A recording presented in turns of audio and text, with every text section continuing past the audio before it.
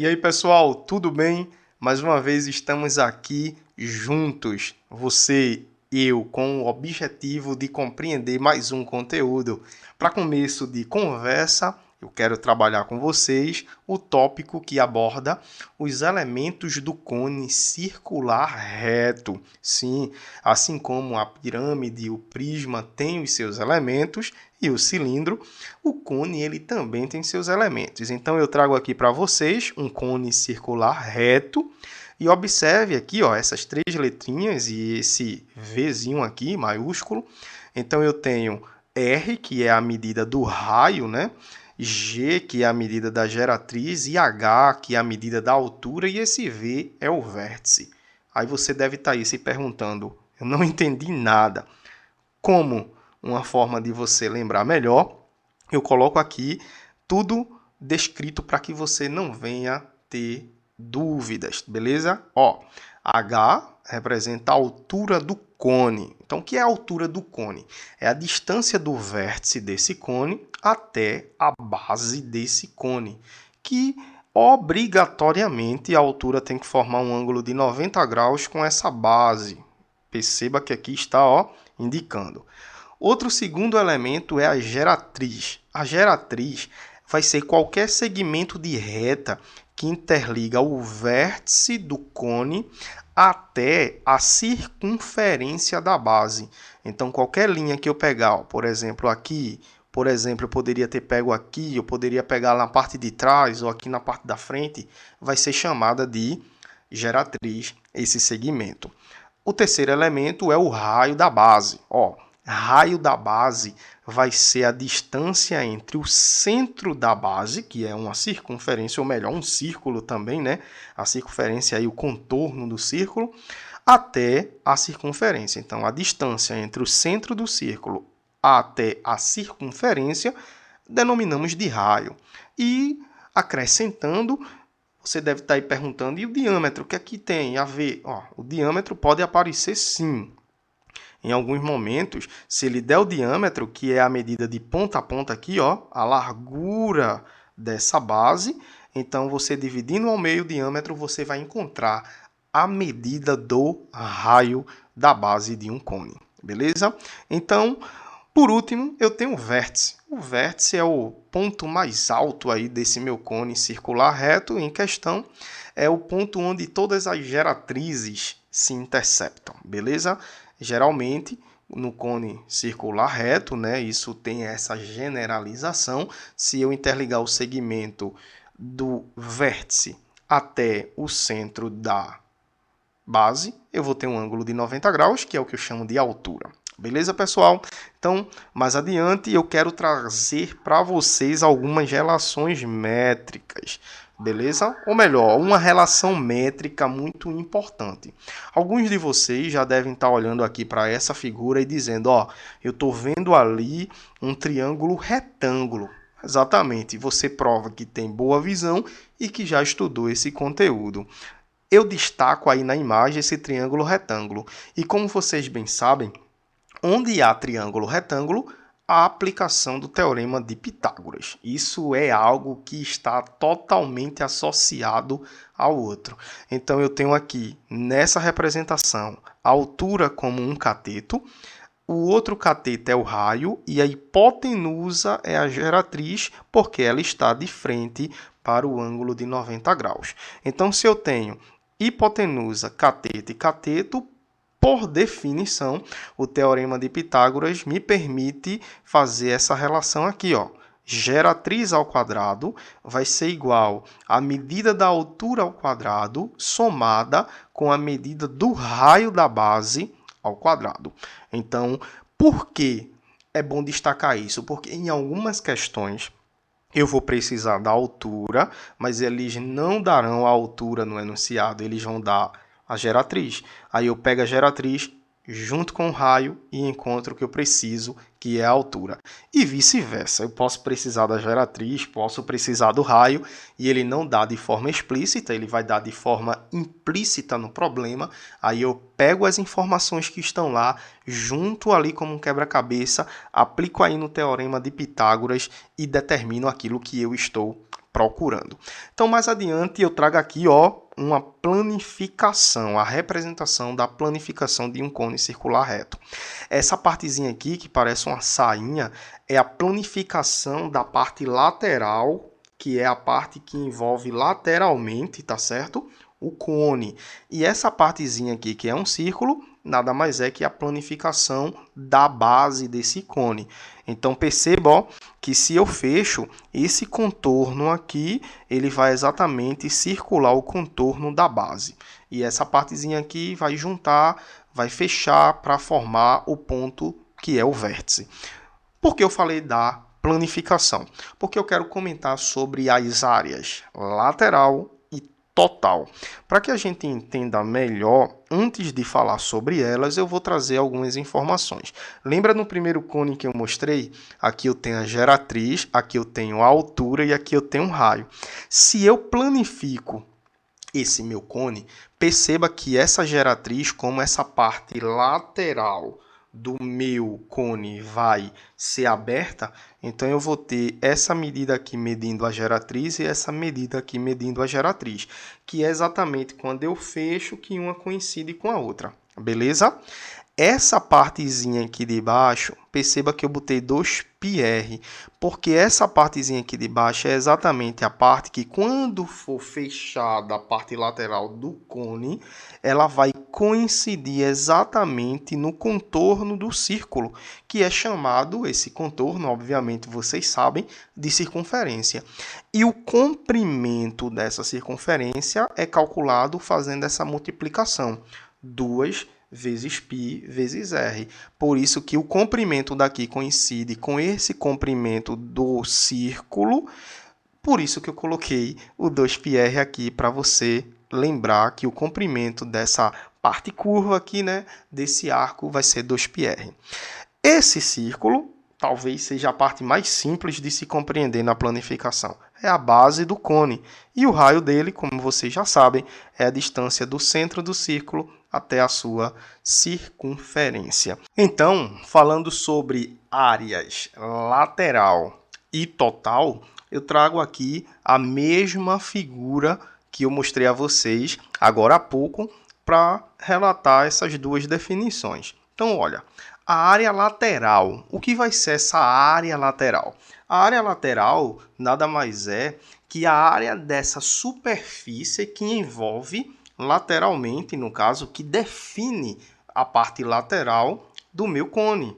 Então, se você prestou atenção no slide anterior, essa área lateral que eu me refiro, quando ela é planificada, a gente visualiza um setor circular. E para quem não sabe, o setor circular nada mais é que a superfície relacionada à fatia de um círculo. Beleza? Perceba aqui, ó, que se eu pego um círculo e fatio ele, eu fraciono esse círculo, eu vou ter vários setores circulares. Mas isso daqui não vamos entrar em tanto detalhe agora. A área lateral de um cone, que corresponde à área do setor circular, vai ser dada pelo seguinte. Preste atenção.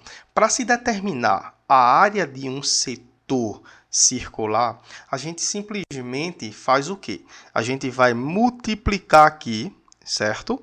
O 2πr, ok?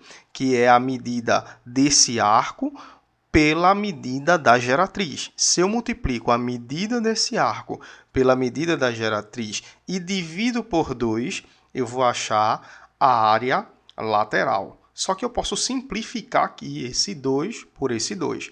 Se eu simplifico, eu vou ter exatamente π multiplicado pelo raio multiplicado pela geratriz. Então, todas as vezes que você precisar calcular a área lateral de um cone circular reto, você só precisa pegar o valor de π, multiplica pelo raio desse cone, que é o raio da base, e multiplica o valor pela geratriz desse cone. Agora eu vou falar sobre a área total. E o que é a área total? Como o próprio nome já diz, a área total vai relacionar o seguinte, vai ser a junção da área lateral com a área da base, ou seja, a área lateral que a gente acabou de mostrar como se calcula vai ser somada à área da base, que é a área de um círculo. Então, para que vocês não esqueçam, aqui está, a área total vai ser igual à área lateral mais a área da base, que é a área de um círculo. Por sua vez, a área lateral a gente já sabe, e a área do círculo também. Você já deve ter estudado em algum momento que, para se calcular a área de um círculo, a gente faz a medida de π vezes a medida do raio ao quadrado. Está aqui, πr ao quadrado. Então, eu somo a área lateral com a área da base, que é a área do círculo. Somando, eu vou ter a área total.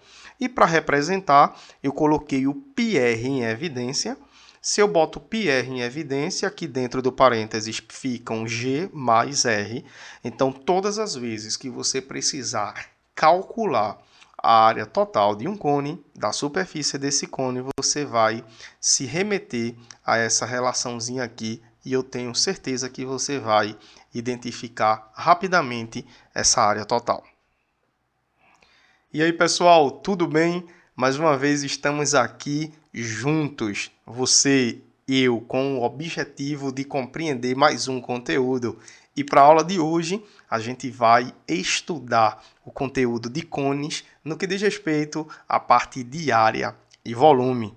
Então, vamos lá. Para começo de conversa, eu quero trabalhar com vocês o tópico que aborda os elementos do cone circular reto. Sim, assim como a pirâmide e o prisma têm os seus elementos e o cilindro, o cone ele também tem seus elementos. Então eu trago aqui para vocês um cone circular reto e observe aqui, ó, essas três letrinhas e esse Vzinho aqui maiúsculo.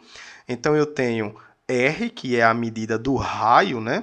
G, que é a medida da geratriz, e H, que é a medida da altura, e esse V é o vértice. Aí você deve estar aí se perguntando, eu não entendi nada. Como uma forma de você lembrar melhor, eu coloco aqui tudo descrito para que você não venha ter dúvidas, beleza? Ó, H representa a altura do cone. Então, o que é a altura do cone? É a distância do vértice desse cone até a base desse cone, que obrigatoriamente a altura tem que formar um ângulo de 90 graus com essa base. Perceba que aqui está, ó, indicando. Outro segundo elemento é a geratriz. A geratriz vai ser qualquer segmento de reta que interliga o vértice do cone até a circunferência da base. Então, qualquer linha que eu pegar, ó, por exemplo, aqui, eu poderia ter pego aqui, eu poderia pegar na parte de trás ou aqui na parte da frente, vai ser chamada de geratriz esse segmento. O terceiro elemento é o raio da base. Ó, raio da base vai ser a distância entre o centro da base, que é uma circunferência, ou melhor, um círculo. Pronto, pessoal, vamos começar aqui a nossa série de exemplos para colocar em prática aquilo que a gente trabalhou como teoria. Vamos lá. A figura abaixo representa o formato de um chocolate. Este chocolate é envolvido por uma camada de papel alumínio, assim que retirado do refrigerador. Qual é o volume desse chocolate e quantos centímetros quadrados de alumínio são gastos para envolvê-lo? Perceba que aqui existem duas perguntas em uma só. A primeira é, ele quer saber o volume desse chocolate, beleza? E a segunda, quantos centímetros quadrados de alumínio são utilizados para envolver o chocolate. Ou seja, o alumínio recobre a superfície total dessa figura aqui, ok? Nesse caso, o que é que a gente tem que entender? Em um momento, a gente vai precisar calcular o volume e em outro momento, a gente vai precisar calcular a área total. Lembrando que essa figura aqui, que representa o formato de um chocolate, não é um cone, é um semicone, é a metade de um cone. Então, tudo que eu fizer, eu vou ter que dividir ao meio, beleza? Então, em primeiro lugar, vamos calcular o que ele pede logo de antemão. Ele quer que calculemos o volume dessa forma aqui que representa o chocolate. Presta bastante atenção. Eu vou olhar para essa figura como se ela fosse um cone inteiro, certo? Para facilitar a resolução desse tipo de problema. E depois que eu calcular o volume do cone inteiro, eu divido por 2, que eu calcularei exatamente a metade, que é o que esse formato sugere. Beleza? Então vamos lá. O volume do cone, a gente sabe que vai ser a área da base, que corresponde a πr ao quadrado, beleza? Já que é uma circunferência, vezes a altura do cone, dividido por 3. Observe que nessa questão ele não manda usar o valor de π 3,14. Então, eu vou utilizar o π repetindo ele até o fim, beleza? Então, aqui eu vou repetir o π. Eu vou ter π vezes o raio é a distância do centro aqui até a circunferência, que vai ser 3 ao quadrado, né? A altura do cone é 4 sobre 3. Isso daqui vai resultar em 9 vezes 4, 36 π. E o 36π será dividido por 3, o que resulta em 12π.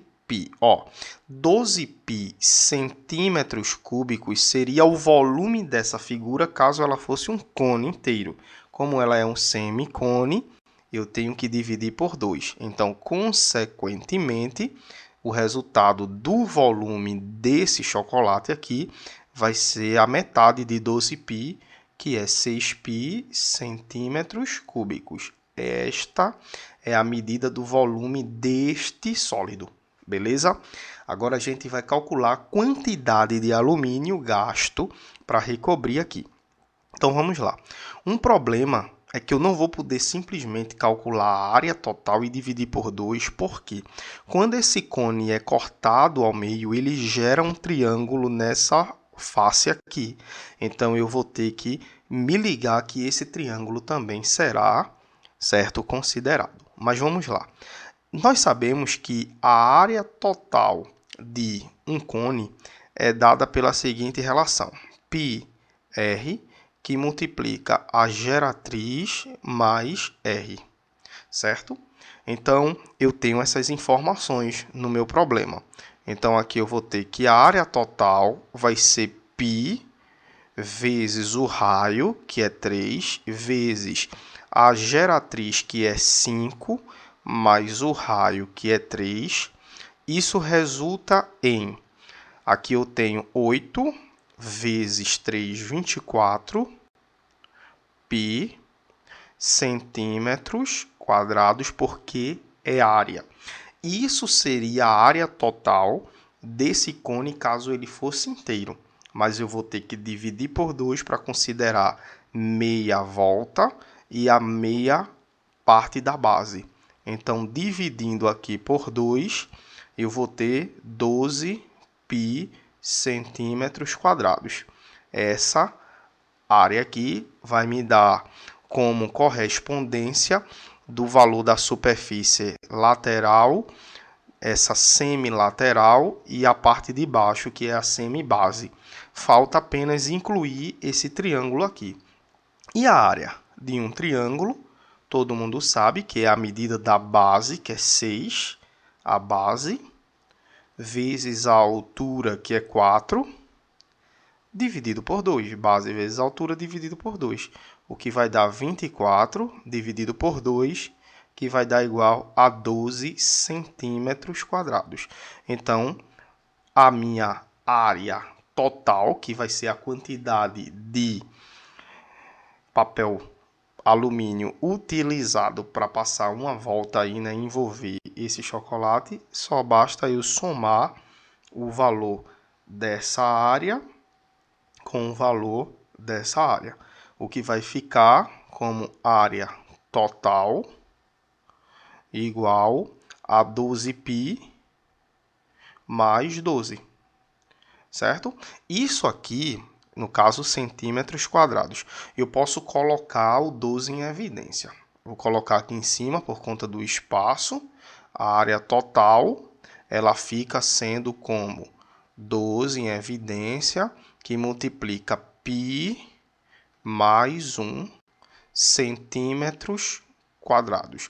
Eu coloco esse tipo de representação porque geralmente as questões de múltipla escolha, elas vêm com esse tipo de representação nas alternativas, beleza? Dando prosseguimento, vamos à questão de número 2, que diz o seguinte: determine a medida do volume e da área total de um cone cuja geratriz mede 10 centímetros, sendo 12 centímetros o diâmetro de sua base. Use o valor π como 3,14. Ele pede aqui para nós calcularmos o volume e a área total, mas ele dá algumas informações. Então, a gente vai transferir essas informações para o cone para que possamos visualizar melhor quais são as informações que ele fornece. Então, vamos lá. Ele diz que a geratriz mede 10. Então, aqui eu tenho essa geratriz medindo 10 centímetros. E ele diz que o diâmetro da base mede 12. Ou seja, se o diâmetro da base mede 12, significa dizer que 12 centímetros é a distância dessa ponta até essa. Logo, o raio vai medir 6 centímetros. É uma consequência direta que você precisa ficar ligado. Beleza. Para calcular o volume de um cone, eu preciso da altura desse cone. Só que ele não dá de forma explícita. Lembra daquela historinha? Ele dá de forma implícita. Beleza? Então, eu vou utilizar o teorema de Pitágoras, aplicando a esse triângulo retângulo, tendo em vista que eu sei a medida da geratriz, que vai ser minha hipotenusa, o raio, que vai ser um dos catetos, e a altura vai ser o cateto que eu procuro. Então, aplicando o teorema de Pitágoras para encontrar a altura, beleza? O que é que eu vou ter aqui? A hipotenusa ao quadrado vai ser igual a um dos catetos ao quadrado mais o outro cateto ao quadrado. O que é que eu tenho agora? 10 ao quadrado vai ser igual a 100, igual a 6 ao quadrado, que é 36, mais h ao quadrado. Subtraindo 36 dos dois lados, eu fico com 64 igual a h ao quadrado. Logo, se h ao quadrado é 64, significa dizer que h é a raiz de 64, que vai ser 8. A raiz quadrada de 64, que vai ser 8. Unidade centímetros.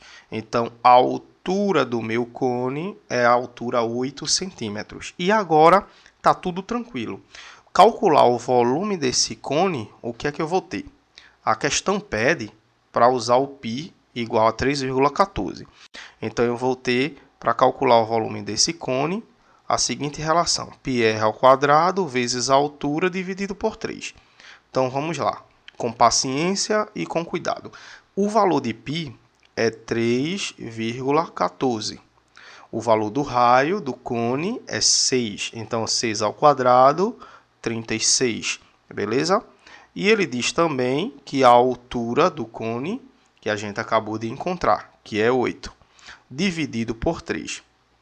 Uma estratégia para economizar tempo vai ser simplificar 36 por 3.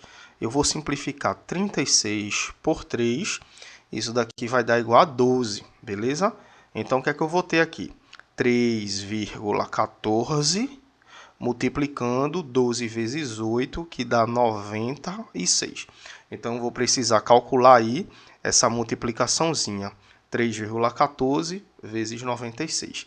Então, eu venho aqui, ó, 3,14, que multiplica 96. Isso vai dar igual a 6 vezes 4 é 24. 6 vezes 1 é 6 com 2 dá 8. 6 vezes 3 dá 18. 9 vezes 4 é 36, vai 3. 9 vezes 1 é 9, com 3 é 12, vai 1. 9 vezes 3 é 27, com 1, 28. Somando aqui as parcelas, a gente vai ter 4, 14 vai 1, aqui vai ser 11, vai 1, aqui vai dar 10, vai 1, 3. Duas casas decimais, então a gente vai ter aqui como volume desse cone 301,44 certo? E a unidade aqui vai ser centímetros cúbicos, porque eu estou calculando o volume. Muito cuidado para não colocar, né, aí após o cálculo, centímetros quadrados. Então tá aí. E o outro tipo, ou a outra solicitação é a área total. Então vale lembrar que para calcular a área total de um determinado cone circular reto, eu vou precisar de π vezes o raio, abre parênteses, que multiplica G mais R. Beleza? Então, o que é que a gente tem? A gente tem que π é 3,14, que multiplica o raio, que é 6, que abre parênteses, aí eu tenho a geratriz, que é 10, mais o raio, que é 6. Então, em resumo, o que eu tenho aqui é o seguinte, é que a área total desse meu cone vai ser igual a 3,14 vezes, aqui vai dar 16, beleza? 6 vezes 16 dá 96. Então, eu vou multiplicar 96 por 3,14. Ora, o resultado de 96,3,14 foi feito agora, que vai dar exatamente o mesmo valor absoluto, ó, 301,44. O cuidado que você tem que ter agora é o seguinte, aqui eu estou calculando área, então a unidade de medida aqui é centímetros quadrados. Embora o valor absoluto tenha sido o mesmo, mas não é a mesma resposta, porque uma é centímetro cúbico e a outra é centímetro quadrado, então não tem nada a ver uma com a outra. Então está respondida aí a questão de número 2. Eu trouxe essa questão 3 para vocês, que é uma questão tirada do Enem, para vocês perceberem que no próprio texto do Enem, em matemática, eles cobram questões que muitas das vezes sequer cálculo necessita, beleza? São apenas questões de interpretação e visualização. Então, é um tipo de questão que com certeza você não deve perder. Ela diz o seguinte, a figura mostra uma anticlepsidra, que é um sólido geométrico obtido ao se retirar dois cones opostos pelo vértice de um cilindro equilátero, cujas bases coincidam com as bases desse cilindro. A anticlepsidra pode ser considerada também como o sólido resultante da rotação de uma figura plana em torno de um eixo. Então, aqui, ó, o que é que essa figura tem? Ela era um cilindro, e desse cilindro, né, o maciço, foram retirados dois cones congruentes, né, e opostos pelo vértice, beleza? É o que ele diz aí, que foram retirados dois cones. E um detalhe importante é que essa parte que vocês estão vendo aqui prateada é uma parte que não existe mais, é uma parte vaga. Essa parte mais escura, ela ainda faz parte desse sólido, que é o que recebe o nome de anticlepsidra, beleza? Então, vamos ver o que é que a questão pede.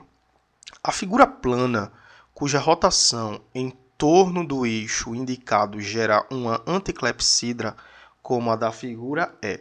Então, o que ele quer saber? Ele quer saber o seguinte, qual dessas opções de figuras planas, se girarem ou se rotacionarem em torno desse eixo aqui, geraria uma anticlepsidra. Então, vamos pensar. Se eu pegar essa figura aqui e girar, observe que essa parte azul ela vai determinar a parte sólida e essa parte branca vai ser a parte vazada, o que com certeza não vai dar essa parte aqui, porque o que está acontecendo aqui é exatamente o inverso do que mostra a letra A. Na letra B, se eu giro essa partezinha aqui, bora entender, né? O que é que vai acontecer? Essa parte que eu tenho aqui em azul, ela vai gerar exatamente essa parte que vocês estão vendo aqui em preto, tanto desse lado quanto desse lado, se eu girar. E essa parte vazada aqui, que vocês estão vendo, Eu vou até fazer um tracejado, tá bom? Tanto em cima, tanto embaixo. A partir do momento que essa figura rotaciona em torno desse eixo, o que vai acontecer é exatamente isso aqui, ó. Eu vou ter um giro, obviamente, certo? O que vai acontecer é que a anticlepsidra ela vai ser formada. Então, eu tenho aqui exatamente o que vai ocorrer a partir do momento que esse triângulo azul ele começar a girar em torno do eixo, certo? Ele está preso aqui no eixo, então ele vai girar em torno do eixo. A parte azul vai varrer na rotação e vai gerar a parte sólida, e essa parte vazada aqui vai ser a parte correspondente ao cilindro superior e essa ao cilindro inferior. Então a gente nem precisa analisar as demais, porque a alternativa correta nessa questão é a alternativa B. Havendo dúvidas, você ainda teria a letra C, teria aqui a letra D, que com certeza não é, e a letra E, que com certeza não seria na proposta do que coloca aqui neste sólido, beleza? Então, pessoal, e a última questão é a questão 4, certo? Que eu coloco aqui para vocês. É uma questão onde a proposta dela é exatamente aproveitar a figura que aqui está para resolver o problema que é sugerido. Ó, em relação à anticlepsidra da questão anterior, calcule o seu volume, sabendo que a sua altura mede 18. Então, ele dá aqui a altura, ok? Que mede 18 centímetros, obviamente. E na questão anterior, ele falava que o cilindro que dava origem a essa figura era equilátero, que significa dizer que a largura dele, o diâmetro dele, também mede 18 centímetros. Isso é uma propriedade de cilindros equiláteros, beleza?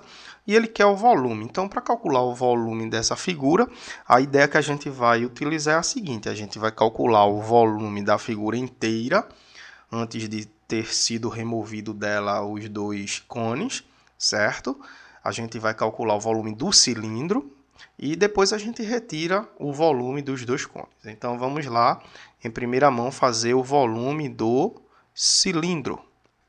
Para quem lembra aí das aulas anteriores, certo? O volume do cilindro vai ser dado por πr ao quadrado, que é a área da base, vezes a altura, beleza? A questão não manda usar π, então a gente vai repeti-lo. Então, eu tenho aqui π vezes o raio, que vai ser 9 ao quadrado, que é a metade do diâmetro, obviamente, né? Então, aqui, ó, o raio, se você ainda não percebeu, 9 centímetros, e a altura 18. Então, o que a gente vai ter aqui é π, que multiplica 81 vezes 18. Ó, 81 vezes 18, a gente vai fazer aqui, 81 vezes 18. Isso daqui vai dar 8. 8 vezes 8, 64. E aqui eu tenho 81. Somando as duas parcelas, eu vou ter 8, 5 e 14. Então, aqui eu tenho 1.458 π como sendo centímetros, né? Obviamente, cúbico, como sendo o volume do cilindro. Então, a gente vai usar o que der agora, ó. Desse cilindro que a gente tem aqui, a gente removeu dos cones. Então, eu vou calcular o volume de um deles e multiplico por 2, obviamente, porque eles são dois cones congruentes aí, né? Dois cones de mesma base e cuja altura foi dividida ao meio, né, do cilindro, então eles são congruentes. Então, eu vou ter aqui o volume do cone, de um deles, viu? Se liga aí, que aqui eu vou ter. O volume do cone vai ser π, né, r ao quadrado, vezes a altura, só que dividido por 3. Essa altura aqui vale salientar que é uma altura diferente dessa, tá? Eu vou chamar aqui altura 1 e aqui eu vou chamar de altura 2. É a altura do cone, que vai ser exatamente daqui para cá. que vai ser 9, a metade de 18 centímetros, né? 9 centímetros. Então, o que é que eu vou ter aqui, ó? Π vezes o raio, que é 9 ao quadrado, obviamente. A altura 2, que eu me refiro, que é 9, só que dividido por 3. Em outras palavras, o que eu vou ter aqui é, eu vou aproveitar e cancelar esse 9 com esse 3, vai dar 9 dividido por 3 dá 3, tá? Então, vai ficar π vezes 81, que é 9 ao quadrado, vezes 3, que resultou de 9 dividido por 3. Então, aqui eu vou ter 3 vezes 81, 3 vezes 8, 24, então vai dar igual a 243 π centímetros cúbicos. Agora, preste atenção, isso é o volume de um cone. Como de cima é semelhante, né, congruente, melhor dizendo, então eu vou multiplicar esse valor por 2, que vai dar 486 π, que é o dobro desse valor aqui, centímetros cúbicos. Ó, do cilindro, que eu calculei o volume agora, foram retirados 486 π centímetros cúbicos. E ficou a figura chamada de anticlepsidra. É o que eu vou fazer exatamente agora. Vou subtrair desse valor aqui, subtrair esse. Então, ó, o volume da anticlepsidra vai ser igual a 1.458 π menos 486 π. Vou aproveitar esse cálculozinho aqui, tá bom? Vou retirar os 486, subtrair aqui, ó, eu vou ter 2, aqui eu vou ter 8 para 15, é 7, que eu vou colocar a dezena, que eu vou ter 5 para 14, que é 9, e aqui eu vou ter 972 π centímetros cúbicos como sendo o volume da anticlepsidra. Então, pessoal, a proposta é exatamente esta, tá bom? Mostrar para vocês que mesmo tendo fórmula, a fórmula por si só ela não é suficiente. É necessário ter estratégia, é necessário ter uma análise e nada melhor que prática. Então pratiquem, procurem questões, vão atrás. Todo ano é um conteúdo que com certeza está lá presente no Enem e não vai ser diferente nos próximos anos. Então eu agradeço aí a atenção, espero ter ajudado todos. Bons estudos, fiquem com Deus. A gente se encontra. Qualquer dúvida, coloca aí nos comentários. Até mais.